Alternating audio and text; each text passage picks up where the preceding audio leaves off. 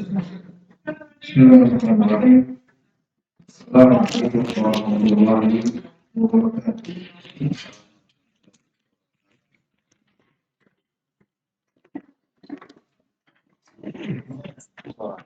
Alhamdulillah Rabbil Alamin. Wasyukru lahu ala taufiqihi wa amtinan. Asyhadu an la ilaha illallah wahdahu la syarika lahu ta'ziman li sya'an. Wa asyhadu anna Muhammadan abduhu wa rasuluhu adda'i ila ridwan.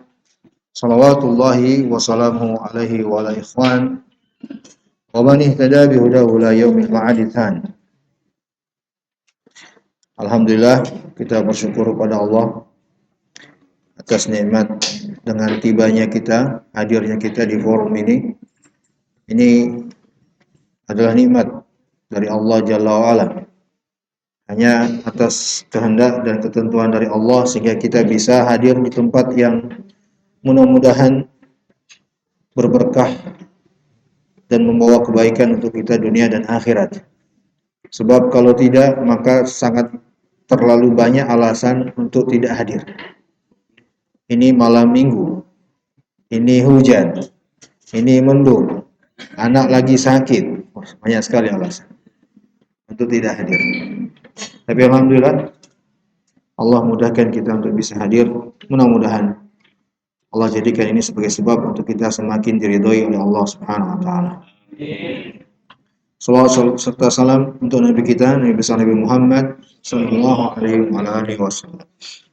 Kita lanjutkan pada malam hari ini dari kitab Al-Mulakhas fi Syarh Kitab Tauhid, bab yang baru, dan mudah-mudahan kita selesaikan di satu kali pertemuan bab ini. Bab tentang berjanji. Ya. Kata penulis rahimahullahu taala, yakni Syekh Muhammad At-Tamimi, bab ma jaa fi zimmatillahi wa zimmati nabiyhi. Wa qaulillahi ta'ala wa aufu bi ahdillahi idza ahadtum wa la tanqudul aiman ba'da tawkidiha. Kata penulis rahimahullah, yakni Syekh Muhammad At-Tamimi, bab pembahasan tentang perjanjian Allah dengan Allah dan nabinya. Lalu beliau membawakan ayat Allah Subhanahu wa taala berfirman, penuhilah janji-janji Allah Jalla wa'ala tatkala kalian telah berjanji. Jangan membatalkannya, sumpah janji tersebut setelah kalian mengucapkannya. Baik. Ini bab yang akan kita bahas malam hari ini insyaallah taala. Ikhwan rahimani wa rahimakumullah, sebelum saya masuk ke penjelasan Syekh Shalih Fauzan, ketahuilah bahwa berbicara tentang janji, maka itu artinya dalam agama kita adalah berbicara tentang sesuatu yang sangat-sangat tinggi nilainya. Sangat-sangat tinggi nilainya. Agama kita bila membicarakan masalah tentang janji dengan sekian banyak konteks penyampaian yang menunjukkan agar senantiasa memenuhi janji dan agar jangan mengingkari janji. Itu banyak konteksnya. Dalam pembahasan akhlak ada tentang janji. Dalam pembahasan muamalah fikih jual beli ada menyinggung masalah janji. Ya. Dalam masalah jihad ada perjanjian. Dalam akidah pun diangkat masalah janji. Bahkan kalau masalah akidah terkait dengan haknya Allah Jalla wa'ala. Artinya apa? Ini menunjukkan bahwa Islam terhadap janji itu luar biasa nilainya. Jangankan sesama muslim, perjanjian muslim dengan non-muslim pun sangat-sangat dijaga oleh Islam. Allah Jalla wa'ala pernah berfirman di dalam Al-Quran, wala taqtulu nafsallati harramallahu illa bilhaq. Janganlah kalian membunuh jiwa-jiwa yang Allah haramkan kecuali kalau memang ada alasan yang dibenarkan. Imam At-Tabari dan selain beliau dari para ulama ahli tafsir, dan demikian juga Imam Ibnu Hajar dalam Fathul Bari, yang diinginkan dengan nafsu al-muharramah, jiwa yang diharamkan oleh Allah untuk dibunuh, dua. Pertama mukmin, Yang kedua, non-muslim yang diberi jaminan keamanan oleh kaum muslimin. Ya, apakah disebut dengan istilah mu'ahad atau musta'man? Non-muslim yang terikat perjanjian dengan kaum muslimin. Ya, itu dijaga haknya. Tidak boleh diingkari perjanjian itu dengan kaum muslimin. Ya, maka luar biasanya nilai janji itu di dalam agama kita. Hatta kepada di luar Islam pun tetap harus kita menjaga janji. Tidak boleh bermudah-mudahan, tidak boleh mengingkari yang telah terucapkan. Ini yang disebut atau yang Allah Jalla wa Ala sebutkan di akhir ayat, ba'da taukidiha. Setelah kalian menekankan janji itu. Ya. Jadi ikhwan rahimani wa rahimakumullah, ya, sebelum kita masuk ke dalam penjelasan dan penjabaran bab ini, ya, tanamkanlah ya, jiwa kesatria. Ya, di antara akhlak ar-rajul ya, yang sangat terpuji dalam Islam ini, itu seorang yang tidak bermudah-mudahan dengan janji, dan bila berjanji pasti dia akan menepati. Tidak bergampang-gampangan dengan janji. Kalau kira-kira nggak pasti untuk memenuhinya, jangan berjanji. Jangan dengan janji. Baik, kata Syekh Shalih Al-Fauzan hafizahullah. Kelanjutan ayat, waqad ja'altumullaha 'alaikum kafila. Innallaha ya'lamu ma taf'alun. Allah berfirman, kelanjutan ayat, kata Syekh Shalih Al-Fauzan di surah An-Nahl ayat ke-91, dan kalian telah menjadikan Allah sebagai saksi. Apalagi janji yang menyebut nama Allah. Ya, sungguh Allah Maha mengetahui apa yang kalian kerjakan. Lagi-lagi ketika ayat Allah sebut di awal atau di tengah-tengah ada perbuatan tercela. Lalu di akhir ayat Allah tidak menyebut ancaman. Allah nggak menyebut azab. Allah nggak menyebut hukuman. Ketahuilah ya kawan, susunan kalimat seperti ini adalah susunan kalimat yang sangat mengerikan sebenarnya. Susunan kalimat yang sangat mengerikan. Nanti akan disebut oleh saya Shalih Fauzan. Ini ancaman yang sungguh-sungguh sangat dalam dan luar biasa mengerikannya. Masih ingat penjelasan kita tentang ayat syukur? La in syakartum la azidannakum wa la in kafartum inna azabi lasyadid.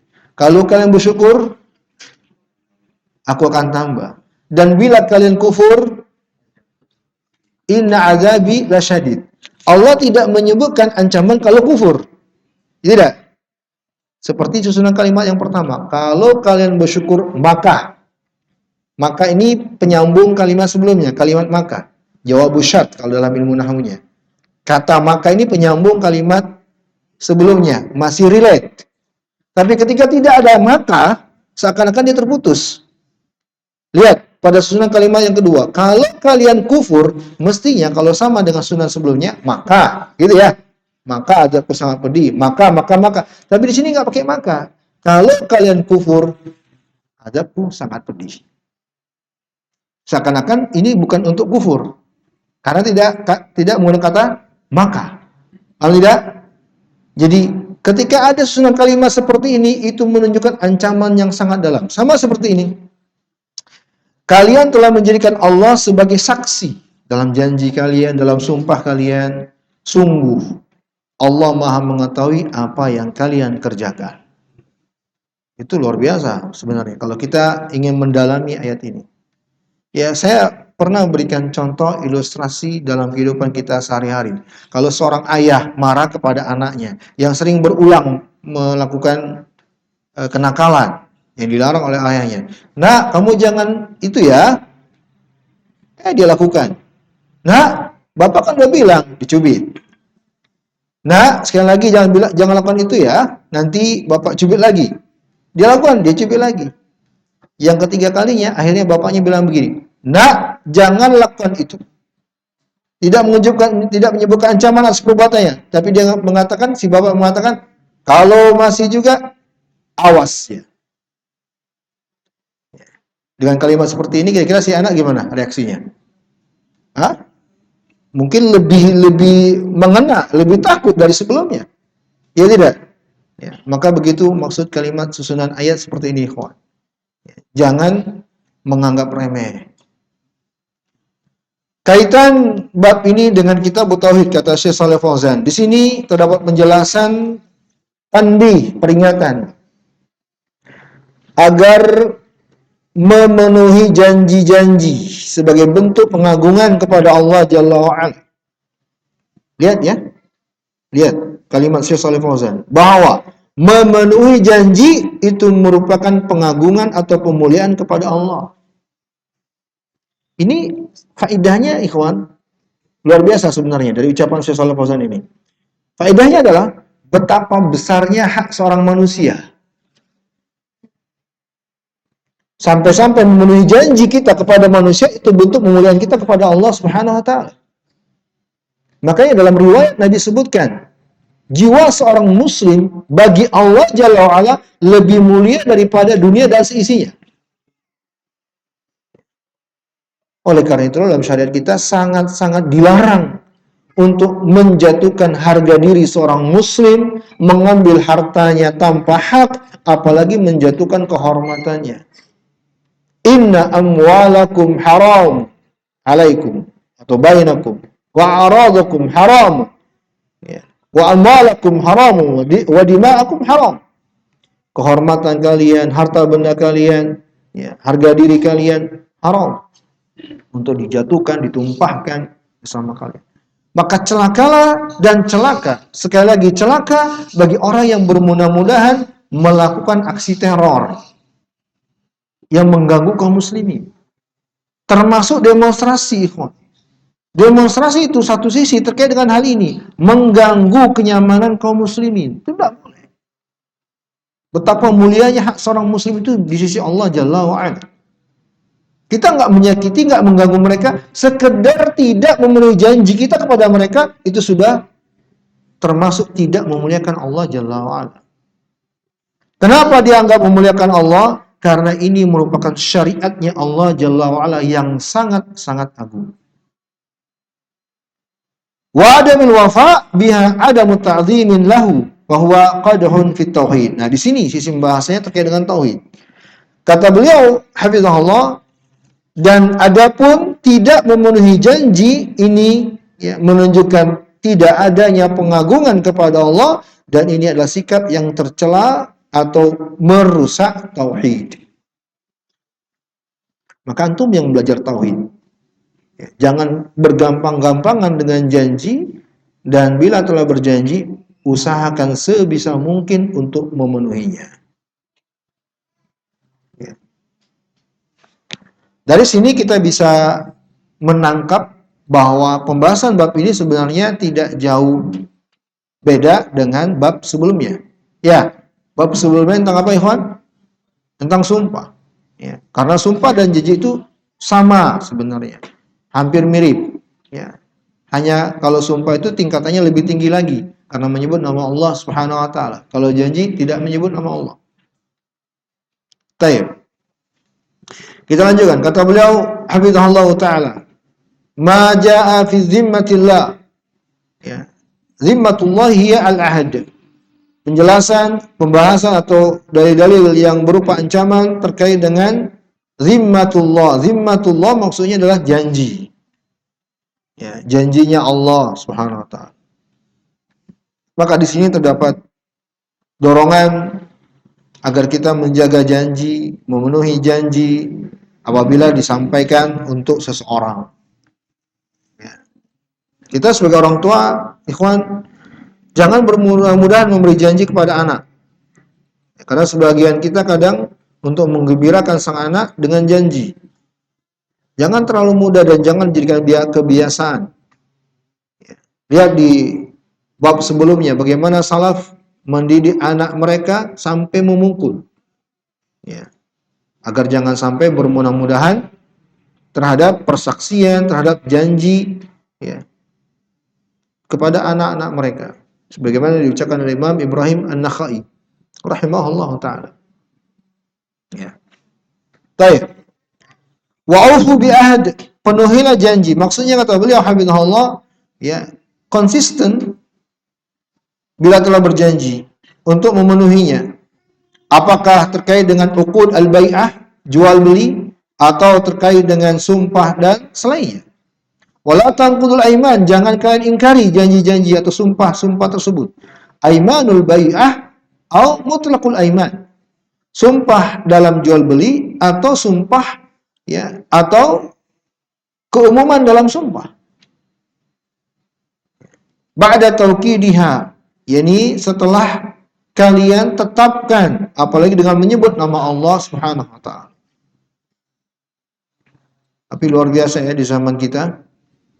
Di zaman kita disumpah dengan menyebut nama Allah tuh, nama Allah pun ya, walaupun dengan menyebut nama Allah pun ya, terlalu sepele.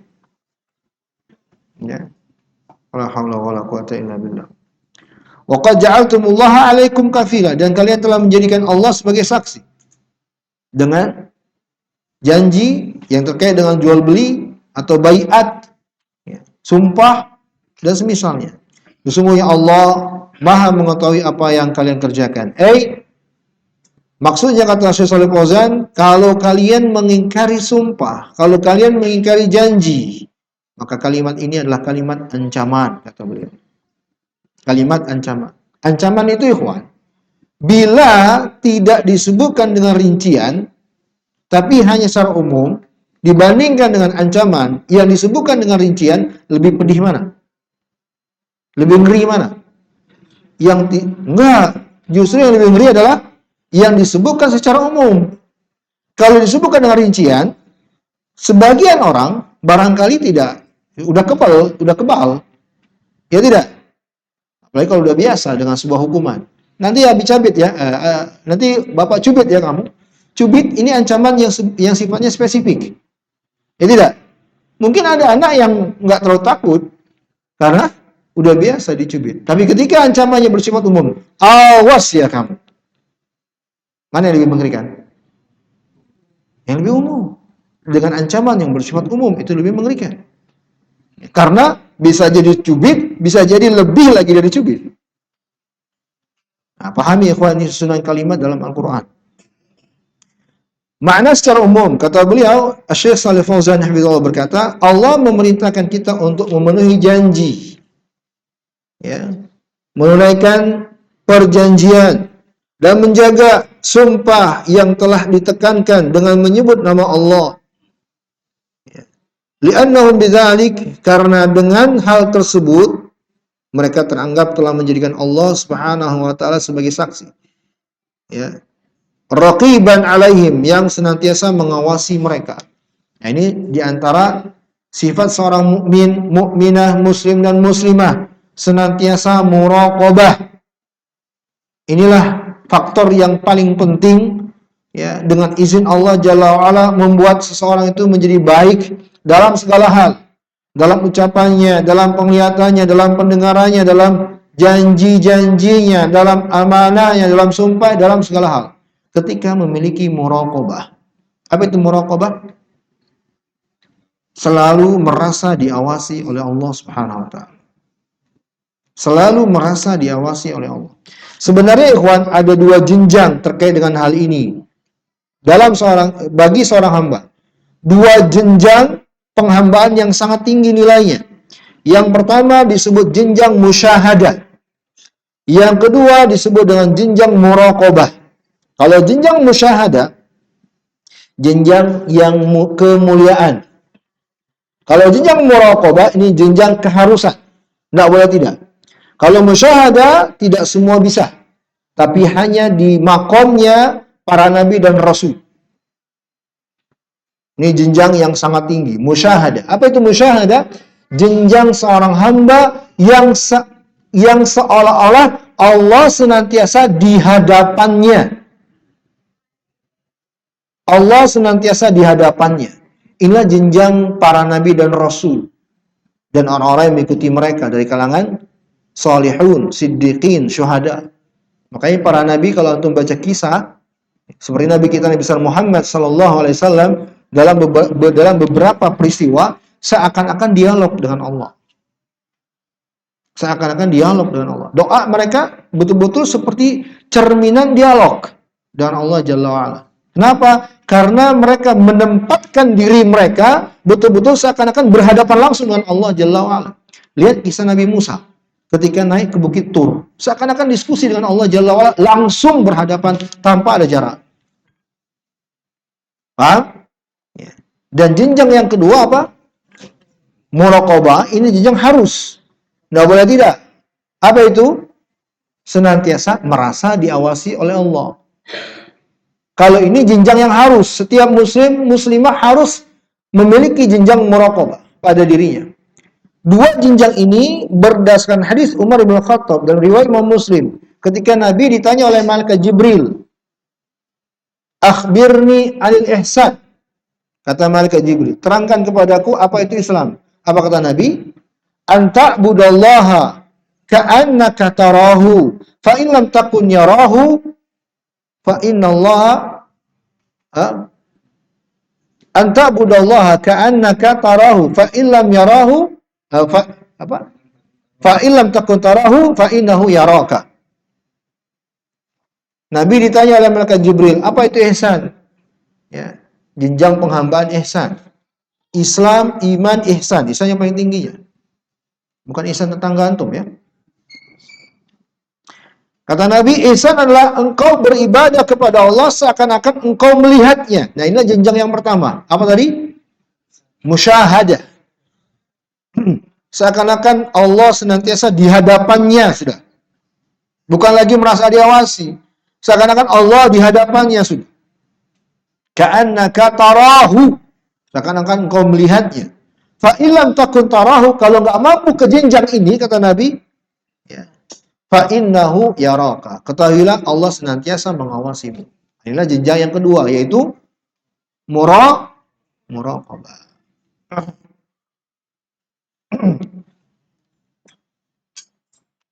Bismillah. Alhamdulillah.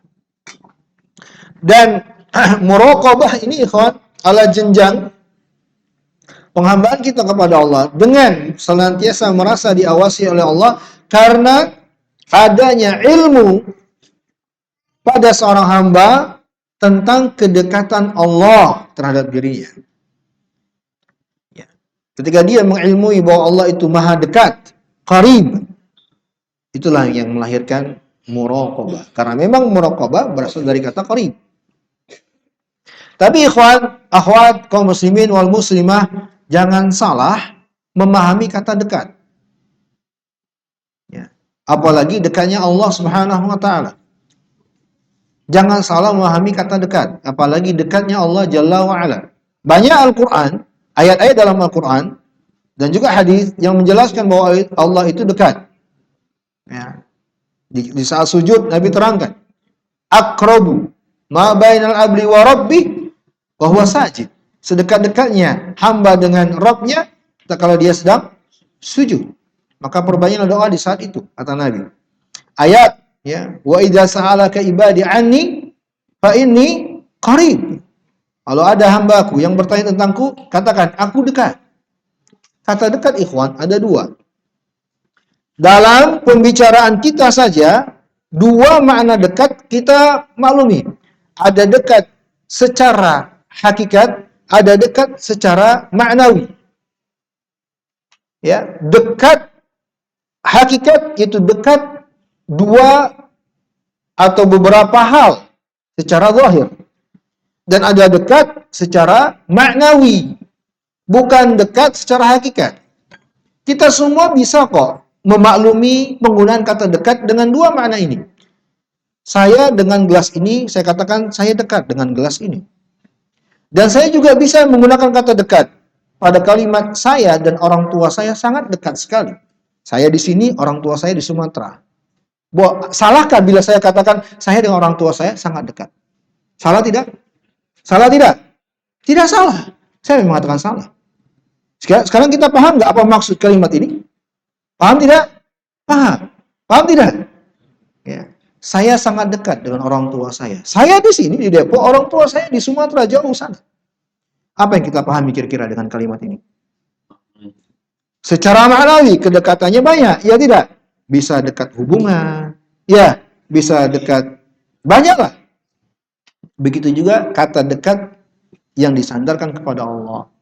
Karena memang ada beberapa ayat dan hadis yang menjelaskan tentang keberadaan Allah Subhanahu wa taala, bahwa Allah itu istiwa alal arsh, beristiwa di atas arsy-Nya. Ya.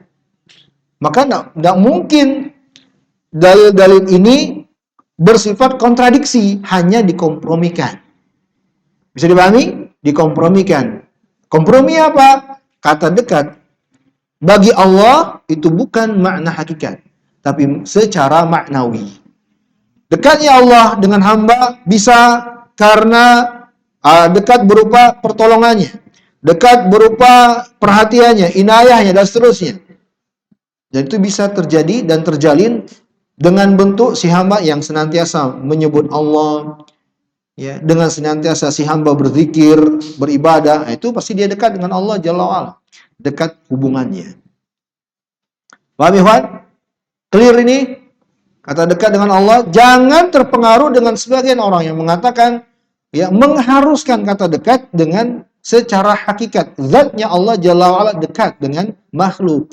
Apalagi, ya, sebagian keblinger dengan mengatakan dekatnya Allah itu sampai-sampai merasuk kepada makhluk. Keblinger itu. Wihdatul wujud. Baik. Wa huwa subhanahu, dialah Allah Jalla wa'ala, subhanahu yang maha suci, mengetahui perbuatan mereka, pergerakan mereka, dan Allah yang akan membalas perbuatan mereka. Kaitan ayat ini dengan bab, kata Syekh Shalih Fauzan bahwa ayat ini menjelaskan wajibnya bagi kita untuk memenuhi janji. Ya. Di antaranya apa yang terjadi di tengah manusia dengan memberikan janji-janji. Maka wajib bagi kita untuk memenuhi janji-janji tersebut. Li'annaha fardun min afrad ma'nal ayat. Ya, karena sebenarnya dengan ayat itulah setiap individu kita untuk senantiasa memperhatikan janji. Makna yang faedah yang diambil dari ayat. Pertama, wajibnya memenuhi janji, perjanjian-perjanjian. Ya. Yang kedua, makanya ikhwan, perjanjian tadi telah saya tekankan di awal bahwa bukan hanya antara sama muslim. Bila memang perjanjian terjadi dengan non-muslim pun, bila perjanjiannya memang tidak melanggar syariat tentunya, itu wajib dimuliakan dan diperhatikan. Ingat kalian, Rasulullah SAW itu pernah mengadakan perjanjian-perjanjian dengan orang-orang Yahudi, non-muslim. Ya, perjanjian-perjanjian dengan non-muslim di sebagian peperangan. Dan Nabi SAW sangat menghargai, menjaga janji-janji tersebut. Makanya ketika ada beberapa peristiwa, ya, ada yang beberapa peristiwa, sebagian ulama, ya, di sebagian tempat, ya, melakukan al-wathiqah, perjanjian dengan Syiah Rafidhah, dengan Syiah Houthi, itu termasuk pembahasan ini. Ya, mesti dijaga. Ya. Baik. Faedah yang kedua, haramnya membatalkan janji, sumpah, ya, yang termasuk perjanjian-perjanjian. Ketiga, adanya penetapan sifat bahwa Allah itu maha mengetahui dan tidak ada tersamarkan baginya sesuatu apapun. Yang keempat, terdapat ancaman bagi yang suka membatalkan janji atau perjanjian.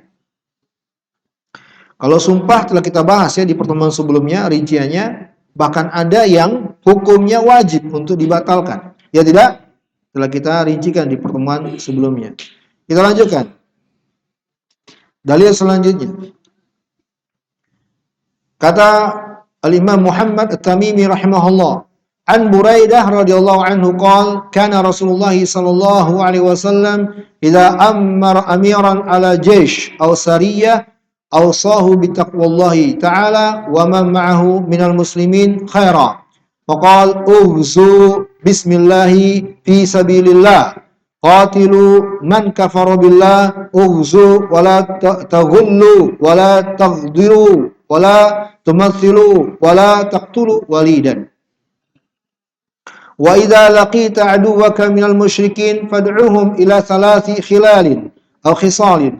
fa'ayatuhunna ma ajabuka faqbal minhum wa kuffa anhum thumma ad'uhum ila al-islam fa in ajabuka faqbal minhum thumma ad'uhum ila tahawuli min darihim ila daril muhajirin wa akhbirhum annahum in fa'alu dhalik falahum ma lil muhajirin wa alaihim ma 'alal muhajirin fa in abaw ayatahawwalu minha fa akhbirhum annahum yakununa ka'arabil muslimin yajri 'alaihim hukmullahi alladhi yajri 'alal mu'minin wa la yakunu lahum fil ghanimah wal fai' syai'un illa ayujahidu ma'al muslimin fa inhum abaw fas'alhumul jizyah fa inhum ajabuka faqbal minhum wa kaffa anhum fa inhum abaw fasta'in billahi wa qatilhum fa idza hasarta ala al-hisn fa araduka an taj'al lahum dhimmatallahi wa dhimmata nabiyhi wa la taj'al lahum dhimmatallahi wa dhimmata nabiyhi walakin ja'al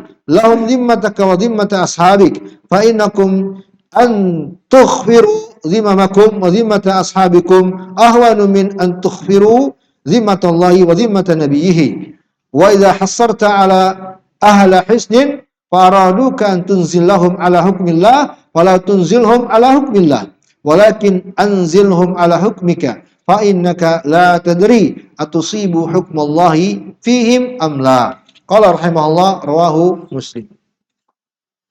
Ini dalil yang terakhir. Cuma 2 dalil di bab ini. Hadis yang cukup panjang ya. Kita baca. Dari Buraidah radhiyallahu taala anhu.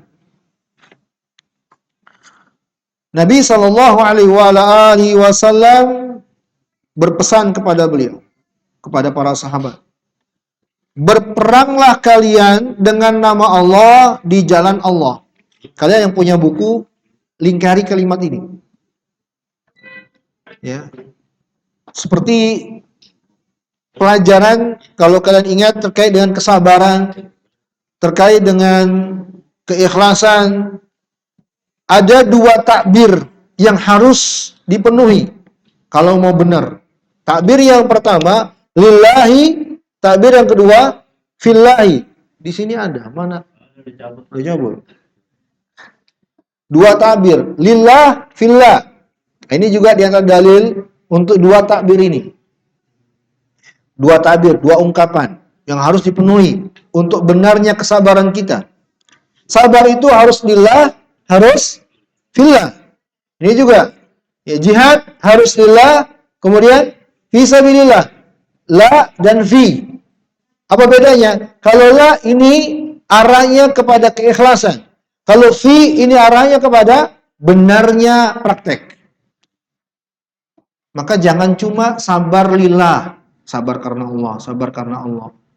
Ya, harus juga fillah. Lillah dan fillah.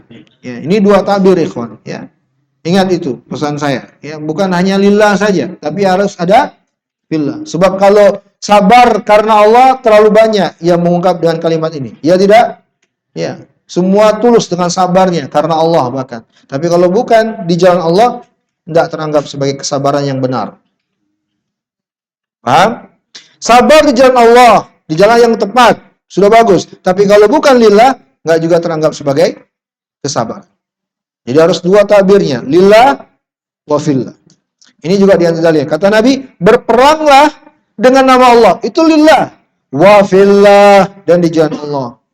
Kemudian kata Nabi, perangilah orang yang kafir kepada Allah.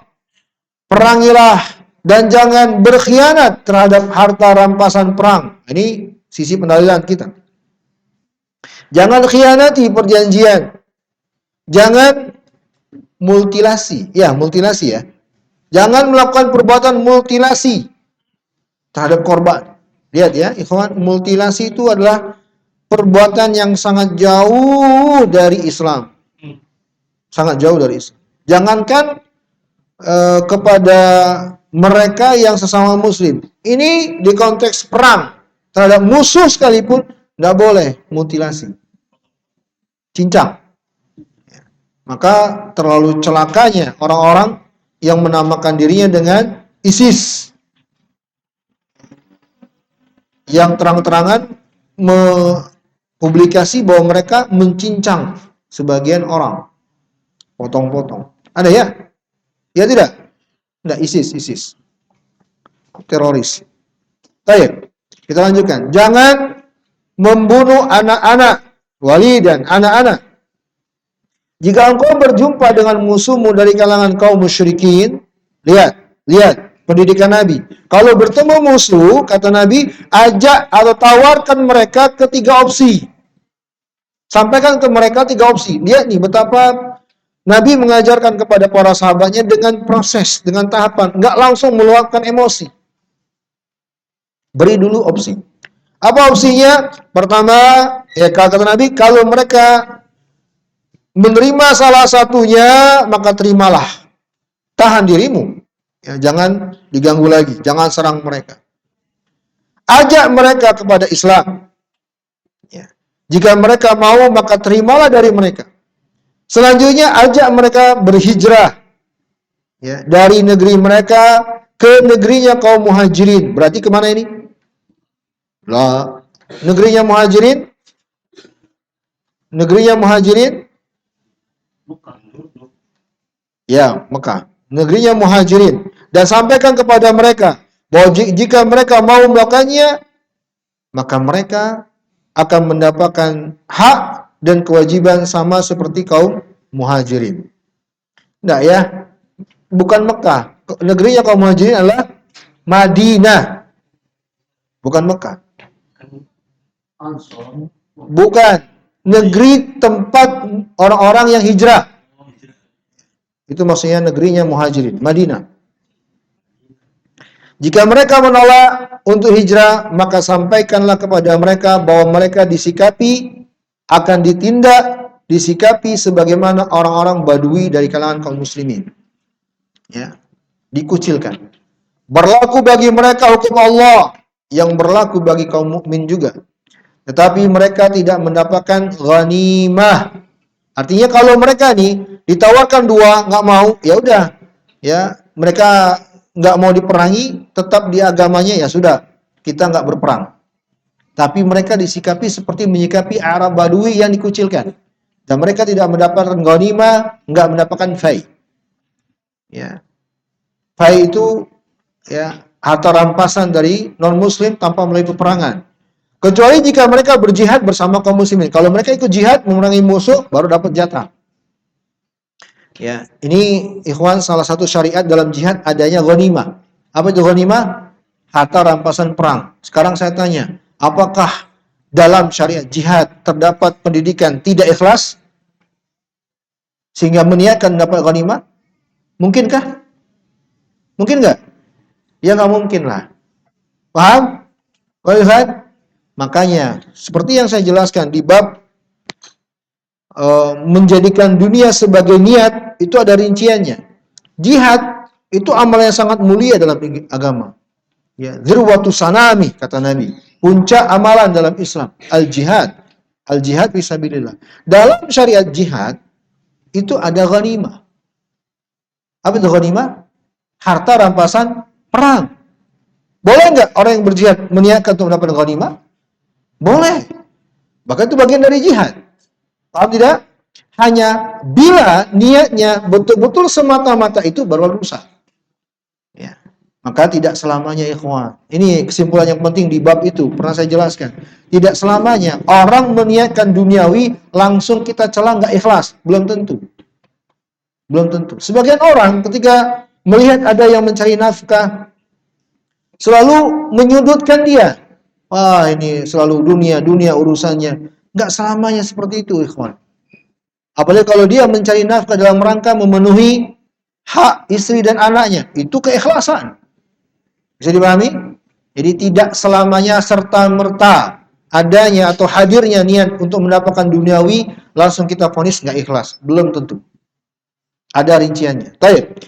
Kata Nabi SAW, jika mereka mau memenuhinya, maka terimalah. Ya, dan tahanlah diri kalian dari menyerang mereka. Jika mereka menolak, maka mintalah pertolongan kepada Allah, ya, dan perangilah mereka.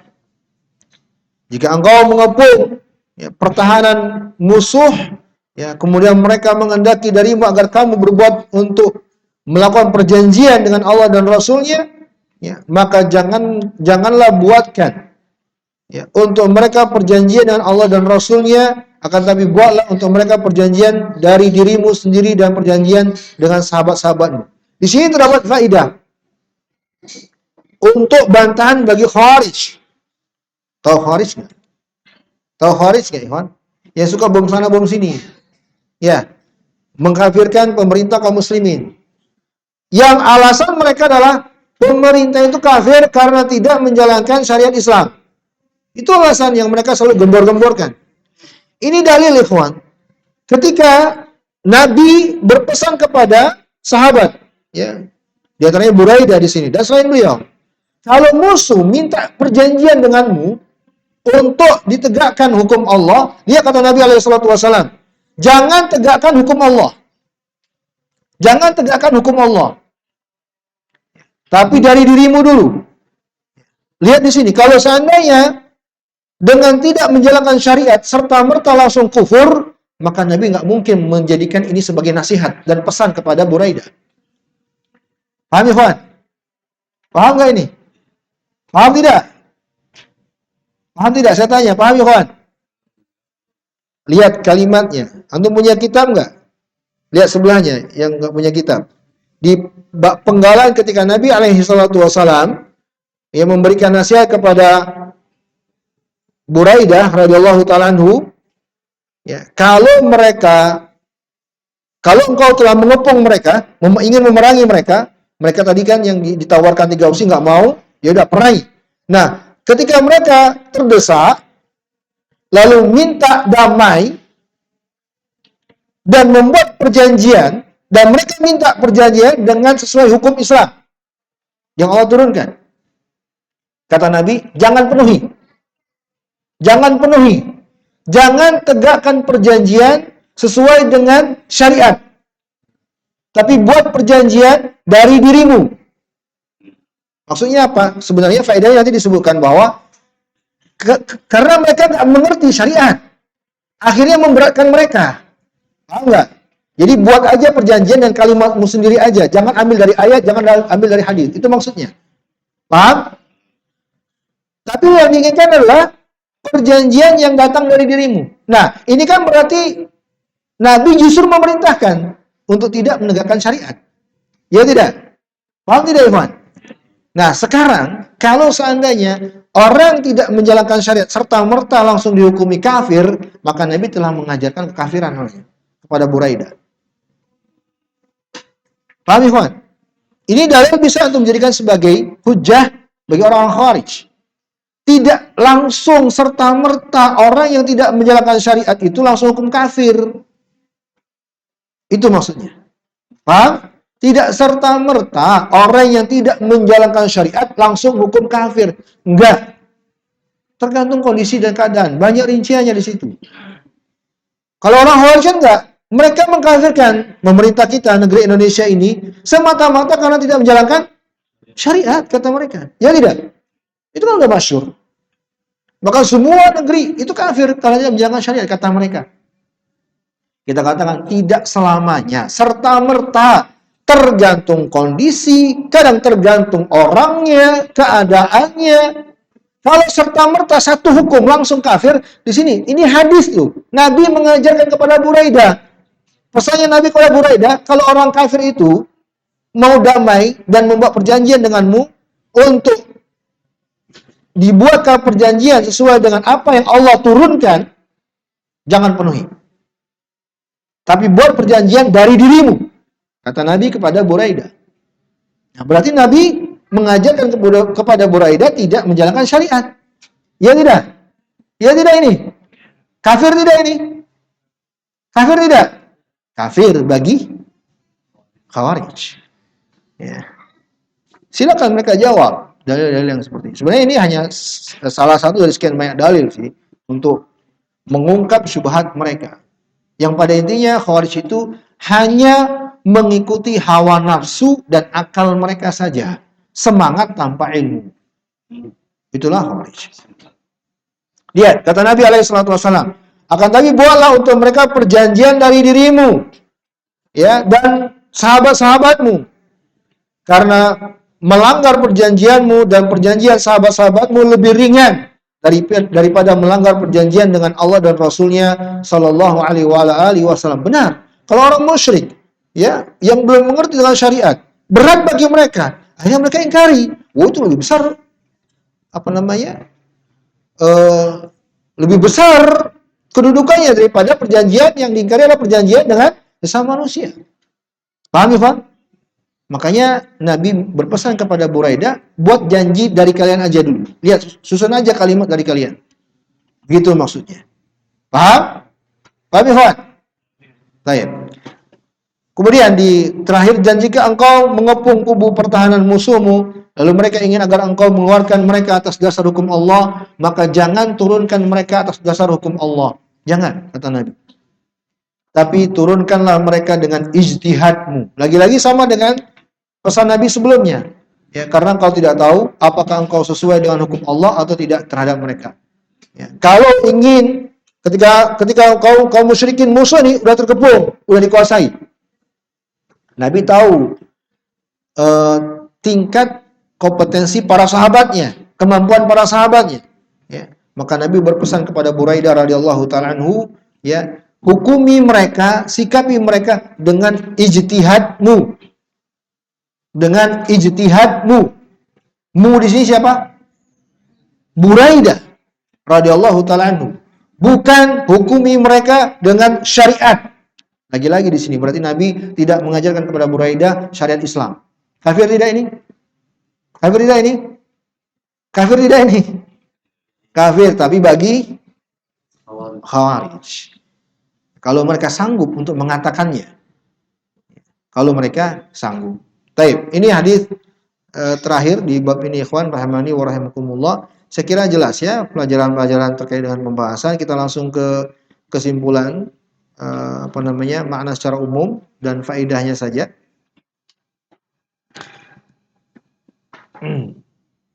Faedah diambil dari riwayat ini, kata Syekh Shalih Fauzan. Baik, hadis ini diriwayatkan Imam Muslim ya. Hadis sahih diriwayatkan Imam Muslim. Faedah yang pertama, disyariatkannya bagi penguasa, pemerintah mengirim pasukan untuk berjuang, berjihad di jalan Allah.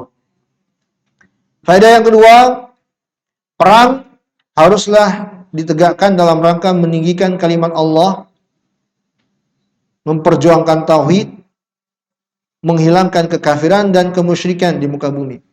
Bukan untuk meraih kekuasaan,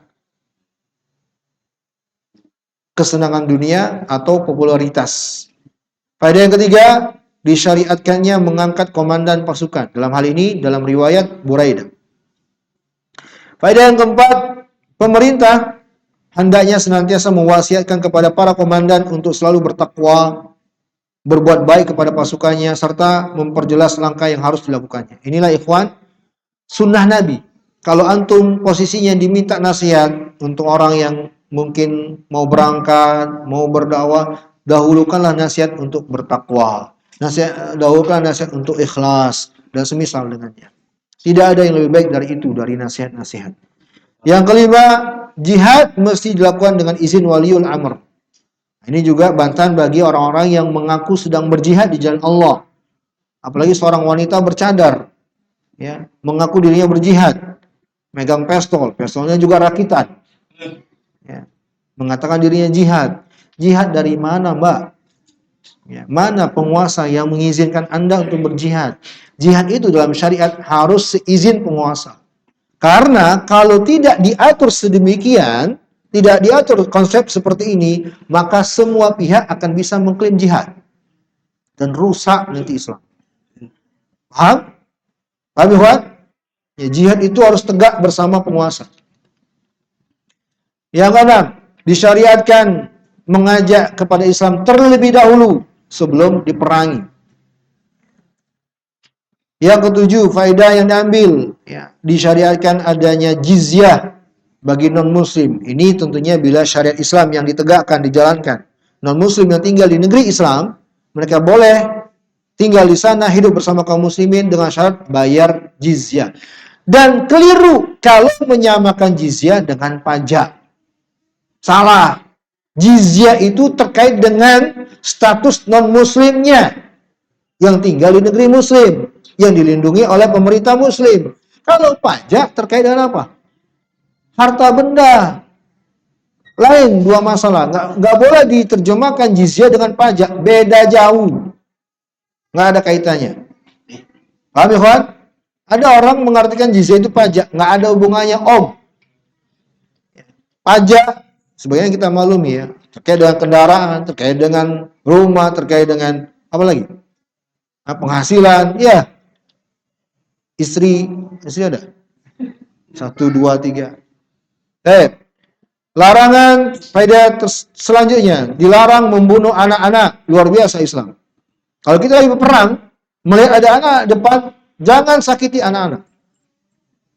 Kecuali kalau memang anak-anaknya bisa membahayakan. Tapi pada asalnya tidak boleh. Larangan juga mutilasi. Ini ingat ya ikhwan, hadis ini bantahan untuk mereka yang kadang mengatasnamakan jihad, tapi perbuatannya mutilasi. Allahul musta'an. Yang ke-10, dilarangnya khianat dalam ghanimah. Yang ke-11, larangan melanggar perjanjian. Inilah terkait dengan pembahasan kita. Yang ke-12, memuliakan perjanjian dengan Allah dan Rasulnya sallallahu alaihi wasallam. Semua riwayat, semua kalam yang ada dalam riwayat Buraidah tadi adalah pesan Nabi kepada Buraidah, teranggap janji, ya, yang harus dipenuhi oleh Buraidah. Pesan teranggap janji. Buraidah begini, pesan amanah, ya, yang harus bagi Buraidah untuk berjanji memenuhinya. Yang ke-13, perbedaan antara perjanjian dengan Allah dan Rasulnya sallallahu alaihi wasallam dengan perjanjian dengan kaum muslimin. Ya. Yang ke-14, perbedaannya apa ikhwan? Dari sisi kedudukan. Ya. Kalau yang dilanggar adalah perjanjian sesama kita, itu lebih ringan daripada kalau yang dilanggar adalah perjanjian terkait dengan Allah dan Rasulnya. 14, berhati-hati agar tidak terjatuh dalam larangan. Yang ke-15, seorang yang berijtihad bisa benar dan bisa salah. Dan perbedaan antara hukum Allah dengan hukum para ulama. Ya. Tadi Nabi katakan kepada Buraidah, hukumi dengan ijtihadmu. Kalau dikatakan ijtihad, berarti bisa benar bisa salah. Namanya ijtihad. Tapi Nabi jadikan sebagai tolak ukur. Ya, untuk boleh bagi beliau Buraidah menghukumi manusia. Luar biasa itu. Ya. Artinya apa?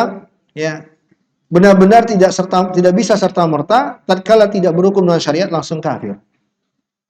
Yang ke-16, ya, ada kaidah, ya, bahwa hendaknya kita memprioritaskan perkara yang mafsadahnya lebih ringan untuk menghindari perkara lain yang mafsadahnya lebih besar. Irtikabu akhafid dararain. Inilah kaidah yang muqarrar di tengah para ulama, ditetapkan oleh para ulama. Mengambil perkara yang lebih ringan mudaratnya tatkala diperhadapkan dengan sekian banyak perkara yang semuanya punya resiko. Ya udah nggak apa-apalah, ambil yang paling ringan saja. Ya, kalau memang nggak bisa menghindari, tapi kalau bisa menghindari, hindari tentunya. Yang terakhir, disyariatkannya ijtihad ketika dibutuhkannya. Wallahu ta'ala alam bisawab. Dengan demikian selesailah pembahasan kita tentang janji kepada Allah dan Rasulnya. Ada pertanyaan sebelum kita akhiri? Ustaz, ya. Kalau radikal itu apa? Saya itu gimana menempatkan dalam bisa radikal itu? Radikal. Radikalisme. Kalau radikal itu perbuatannya, radikalisme itu ideologi, pemahaman, ya. Dan artinya adalah kekerasan, ya. Kekerasan. Apalagi siapa yang bisa bantu? Apa makna radikal? Hah? Kekerasan lah ya. Kalau yang kita dengar Pak Dudung, biasanya radikal ini disematkan kepada sebahagian orang terhadap sikapnya kepada non-muslim dan kadang juga terhadap sesama muslim. Kadang penyematan kata radikalisme ini ada benarnya, ada salahnya. Perhatikan.